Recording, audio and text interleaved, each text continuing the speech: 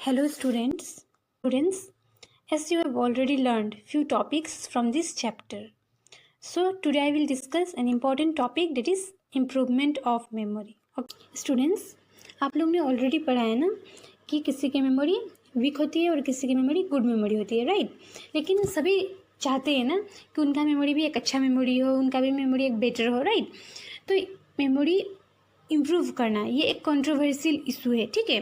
Improvement of memory is an controversial issue. In this regard William McDougall, okay, so उन्होंने क्या बोला, वो एक साइकोलॉजिस्ट थे। उन्होंने बोला कि मेमोरी हम अपना इम्प्रूव कर सकते हैं, लेकिन कैसे करेंगे? With the help of practice, मतलब थ्रू प्रैक्टिस हम अपना मेमोरी को इम्प्रूव कर सकते हैं, ठीक है। Whereas William James, he was also a famous psychologist, okay. So उन्होंने क्या बोला कि रिटेंटिव एबिलिटी, हमारा जो रिटेन करने की जो एबिलिटी है, स्टोर करने के लिए एबिलिटी जो है, नॉलेज और एक्सपीरियंस को इन आवर माइंड, वो क्या है, इनबोर्न होती है, ठीक है। और वो अनचेंजेबल है, मतलब हम इसको चेंज नहीं कर सकते, और ये वेरी करती है फ्रॉम पर्सन टू पर्सन, ठीक है। और ये किस पे डिपेंड होती है? ये हमारी हेरिडिटी पे डिपेंड होती है। सो वो भी एक साइकोलॉजिस्ट थे। उन्होंने बोला कि हम अपना मेमोरी को इम्प्रूव कर सकते हैं, ठीक है, लेकिन हम उसको अपने कोई स्पेशल डायरेक्शन में ही कर पाएंगे, ऑलराइट। हमारा जो जनरल मेमोरी होती है हम उसको इम्प्रूव नहीं कर सकते, ठीक है, लेकिन हम with the help of some practice, कोई प्रैक्टिस करके या फिर कुछ ट्रेनिंग देके, कोई स्पेशल एरिया में हम ट्रेनिंग देके या फिर प्रैक्टिस करके हम अपना जो मेमोरी है उस पर्टिकुलर एरिया में इम्प्रूव कर सकते। So students, from the above discussion what we have learned that there is no general improvement of our memory, okay। हम अपना जनरल जो मेमोरी है उसको इम्प्रूव नहीं कर सकते और ना ही उसमें कोई चेंज ला सकते हैं, बट यस हम फेवरेबल कंडीशन क्रिएट कर सकते हैं ताकि हम अपना जो मेमोरी है उसको प्रॉपरली इफेक्टिवली यूज़ कर पाए, okay. So in this regard we may approach the problem from the two channels, that means हम ये प्रॉब्लम को अप्रोच कर सकते हैं with the help of two channels, ठीक है। और ये चैनल क्या है? Favourable condition which improve remembering and improved methods which enhance memory, okay. So under favourable condition which improve remembering there are certain points, okay. So now we will discuss few of them. So under favorable condition which improve remembering there are certain points, okay, so now we will discuss few of them. First point is will to learn. Will to learn का मतलब क्या होता है? For example जैसे कि हमको कोई concept या फिर कोई स्किल्स हमको सीखने की इच्छा है, ठीक है, तो हम क्या करेंगे, हम उसको फुल कंसंट्रेशन देंगे ना, ताकि हम उसको जल्दी से जल्दी सीख पाएंगे। और फिर क्या होगा, हम सीख भी लेंगे और वो हमको बहुत टाइम तक, लंबे टाइम तक याद भी रहेगी, रिटेन होके रहेगी हमारे माइंड में, और बाद में फ्यूचर में जब भी हमको ज़रूरत पड़ेगी हम उसको रिकॉल कर पाएंगे। तो अच्छा मेमोरी के लिए willingness to learn. So the next point is interest. Interest भी क्या है, हमारी बहुत इंपॉर्टेंट कंडीशन है अच्छा लर्निंग के लिए, इफेक्टिव लर्निंग के लिए और मेमोराइजेशन के लिए। अगर हम कोई पर्टिकुलर कंसेप्ट या फिर कोई स्किल्स को सीखने में इंटरेस्टेड रहेंगे तो क्या होगा, हम जल्दी से जल्दी उसको सीख लेंगे, ठीक है। तो इंटरेस्ट भी बहुत इंपॉर्टेंट रोल प्ले करती है हमारी मेमोरी को और बेटर बना। And the next point is motivation. Motivation means you know already, motivation मतलब एनकरेजमेंट, ठीक है। तो हमको अच्छा लर्निंग के लिए, अच्छा मेमोराइजेशन के लिए, इफेक्टिव मेमोराइजेशन के लिए प्रॉपर मोटिवेशन होना बहुत ज़रूरी है, बहुत इंपॉर्टेंट है, ठीक है। और क्यों? मोटिवेशन क्या करता है, हमारे लर्निंग को बढ़ा देता है, इंप्रूव कर देता है, बेटर बनाए, हम उससे फैसिलिटेट कर देता है, ओके। हम जल्दी सीख, कोई हमको मोटिवेट करता है कोई भी चीज़ सीखने के लिए, तो हम क्या होते हैं, मतलब सीखने के लिए ज़्यादा इंटरेस्टेड होते हैं, राइट। तो हम उसको जल्दी सीख भी पाते हैं एज वेल एज, और उससे क्या होता है, हमारा मेमोरी एनहेंस होता है, बेटर हो पाता है, इम्प्रूव हो जाता है, alright. So the next point is principle of association, okay। The principle of association is very helpful in remembering and recall, okay। Sometimes special techniques and devices used to facilitate learning and recall।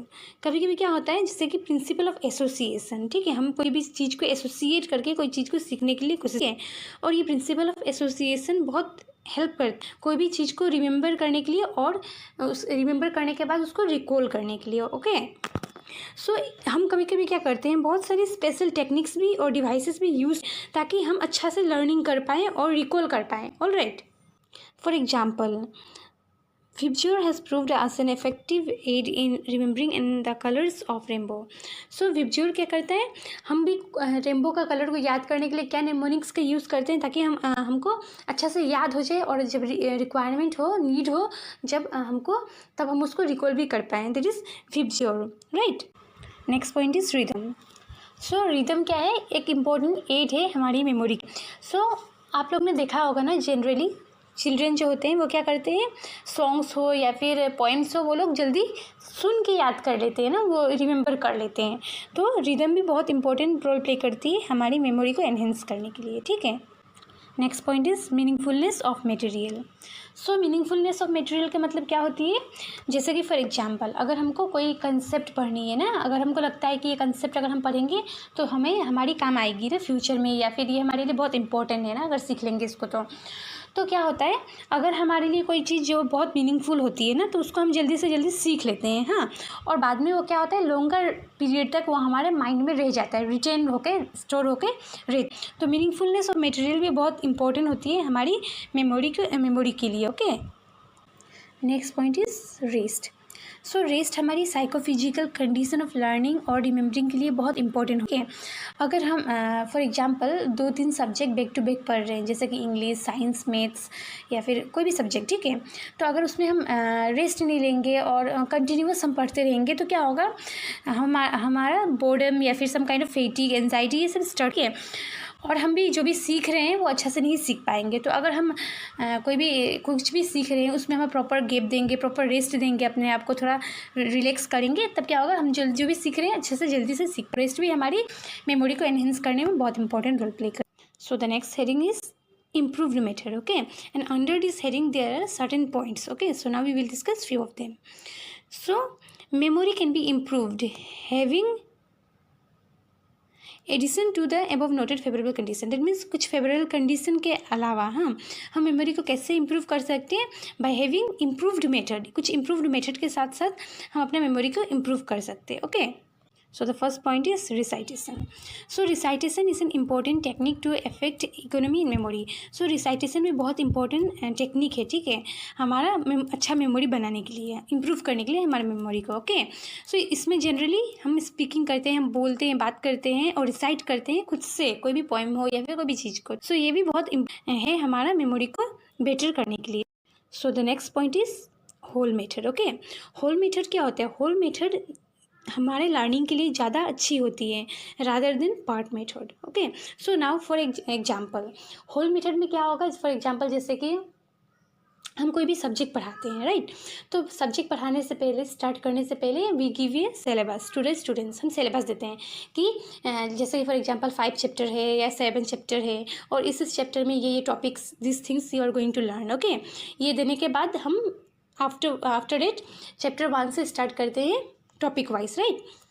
तो इससे student को क्या होता है, overview मिल जाता है कि after all what they are going to learn. Okay, in this subject. ठीक है. अगर हम इसको बोलते हैं होल मेथड. ओके. फर्स्ट हम पूरा समरी दे देते हैं या फिर पूरा ओवरव्यू देते हैं वो सब्जेक्ट के बारे में, उस टॉपिक के बारे में, क्या क्या हम पढ़ने वाले हैं. All right. Whereas part method क्या होगा, जैसे कि हम जैसे कि कोई सब्जेक्ट में 7 चैप्टर्स है, हम कुछ बताएंगे नहीं, सिलेबस नहीं देंगे, एंड डायरेक्टली हम कोई भी टॉपिक पढ़ाना स्टार्ट कर देंगे. ठीक है. तो स्टूडेंट को इससे ज़्यादा अंडरस्टैंडिंग नहीं होगा, ज़्यादा समझ नहीं होगा कि हाँ व्हाट दे आर लर्निंग, कहाँ से क्या है, कुछ अच्छा से ज़्यादा समझ नहीं आएगा. रादर देन जब हम उसको पूरा ओवरव्यू दे देंगे पूरा सब्जेक्ट का, पूरा टॉपिक का, पूरा चैप्टर का, तो उसके लिए ज़्यादा बेटर हो जाएगा. ठीक है. सो इससे क्या समझ में आए, हमारे लिए होल मेथड ज़्यादा बेटर होता है, अच्छा होता है लर्निंग के लिए. Okay, rather than part method. All right. And the next point is spaced learning. Spaced learning क्या होती है, एक साइकोलॉजिकल साउंड है. Okay. Reasonably spaces the learning time by giving some interval. For example जैसे कि you are learning, आप लोग कोई सब्जेक्ट पढ़ रहे हो लाइक पॉलिटिकल साइंस. ठीक है. सो पॉलिटिकल साइंस सब्जेक्ट पढ़ने के बाद विदाउट एनी गैप, अगर कोई गैप नहीं देके direct you will start education subject. ठीक है. तो क्या होगा, यू विल गेट कन्फ्यूज, मतलब जो भी पहले जो पढ़ा है यू मे फॉरगेट, ठीक है, भूल जाओगे जो भी पढ़ा है, या फिर बहुत कन्फ्यूजिंग हो जाएगा, ठीक है, इफेक्टिवली अच्छा से लर्निंग नहीं हो पाएगा। अगर हम इसमें क्या कर देंगे, आफ्टर लर्निंग पॉलिटिकल साइंस अगर कुछ इंटरवल देंगे, कुछ टाइम देंगे 1 आवर या फिर जो भी गैप देंगे, उसके बाद अगर हम कोई दूसरा सब्जेक्ट पढ़ लेंगे तो हमारे लिए क्या हो जाता है, ईजी हो जाता है सीखना, और हमें मेमोरी भी अच्छा से फंक्शन करने लगता है, ठीक है, और हम लोग को कोई भी टाइप का कन्फ्यूजन नहीं होता है। सो वाइल लर्निंग, कोई भी लर्निंग करने के टाइम में हम लोग को प्रॉपर इंटरवल्स की बहुत ज़रूरी होती है। और now the next point is learning by doing. Learning by doing from the term itself, term से हमको समझ में आता है ना, कोई भी चीज़ को सीखने से पहले हम कुछ करके सीख रहे हैं, राइट। तो लर्निंग बाय डूइंग को हम लोग क्या बोलते हैं, लर्निंग बाय डूइंग को हम एक्टिव लर्निंग भी बोलते हैं, एक्टिव लर्निंग, ठीक है। और पैसिव लर्निंग एक होती है, ठीक है। तो एक्टिव लर्निंग कब होगा, जब हम कोई भी स्किल सीखेंगे या फिर कोई भी कंसेप्ट में या फिर कोई भी एक्टिविटी खुद करके सीखेंगे, ठीक है, उसको एक्टिव लर्निंग बोलते हैं। पैसिव लर्निंग क्या होते हैं, जो हम बस सुन के, like for example in a classroom में क्या होता है, generally teacher use to give lecture ना, टीचर पढ़ाते हैं और स्टूडेंट पैसिवली जस्ट सुनते हैं, उससे ज़्यादा लर्निंग अच्छा नहीं होता है। लर्निंग का बेटर होगा जब टीचर एक्सप्लेन करेगा, स्टूडेंट भी इंटरेक्ट करेगा, ही विल आस्क क्वेश्चन तो वो रिप्लाई करेगा। In this interaction 2 way process होता है ना टीचिंग लर्निंग। तो अगर इसमें क्या होता है, स्टूडेंट अगर एक्टिव रहेगा तो वो ज़्यादा अच्छा से सीख पाएगा, ठीक है। एक्टिव लर्निंग क्या होता है, लर्निंग को एलाइव कर देता है, हम बहुत टाइम तक याद करके रख पाते हैं हम उस चीज़ को। जैसे कि कोई भी काम को अगर हम करेंगे, कोई भी एक्टिविटी या फिर कोई भी प्रैक्टिकल, जब हम खुद एंगेज होकर करते हैं तो उसको हमको ज़्यादा टाइम तक याद रहता है, ठीक है। रादर देन हम कोई चीज़ सुनते हैं या फिर देखते हैं तो उसको हमको ज़्यादा टाइम तक याद नहीं रहता है, ठीक है।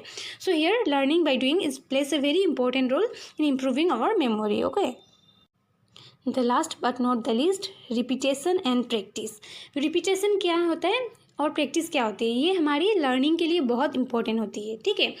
रिपीटेशन मतलब क्या है, जैसे कि कोई भी टॉपिक को, कोई भी कंसेप्ट को सीखने के बाद, लर्न करने के बाद क्या होता है, अगर हम उसको रिवाइज नहीं करेंगे हम अगेन एंड अगेन, तो क्या होता है, after 2 months 3 months you will forget, भूल जाओगे ना आप। तो हम लोग को कोई भी कंसेप्ट, किसी भी चीज़ को याद रखने के लिए हमको टाइम टू टाइम उसको रिवाइज करना पड़ता है, प्रैक्टिस करना पड़ता है, ठीक है, ताकि हम उसको प्रॉपर इफेक्टिव मेमोराइजेशन को अच्छा से रख पाए और हम जब ज़रूरत पड़े अच्छा से उसको रिकॉल कर पाए, ठीक है। और ये हमारे लर्निंग को इफेक्टिव बना देता है, इम्प्रूव कर देता है, okay. So repetition and practice help us to improve our memory.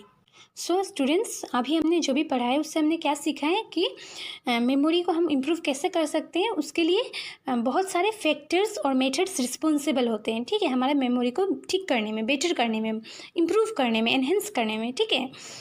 और इससे हम क्या कंक्लूड कर सकते हैं कि हमारा मेमोराइजेशन को इम्प्रूव करने के लिए हमारा मेमोराइजेशन को बहुत सारे फैक्टर्स रिस्पॉन्सिबल होते हैं, जैसे कि टेक्निक्स क्या है, हमारा मेथड ऑफ लर्निंग कैसे हम सीखते हैं ना, लर्निंग कैसे करते हैं, हमारा लर्निंग का सिचुएशन कैसी होती है, हमारी इन्वायरमेंट क्या है, as well as students, learners मतलब क्या होता है, स्टूडेंट्स का स्टेट ऑफ माइंड क्या है, ठीक है। सो ये सब कंडीशन में डिपेंड होती है हमारा मेमोराइजेशन, ठीक है, और बहुत इंपॉर्टेंट होती है ये सब कंडीशन हमारे मेमोरी को इम्प्रूव करने के लिए, बेटर बनाने के लिए, okay. So that's all for today's class, thank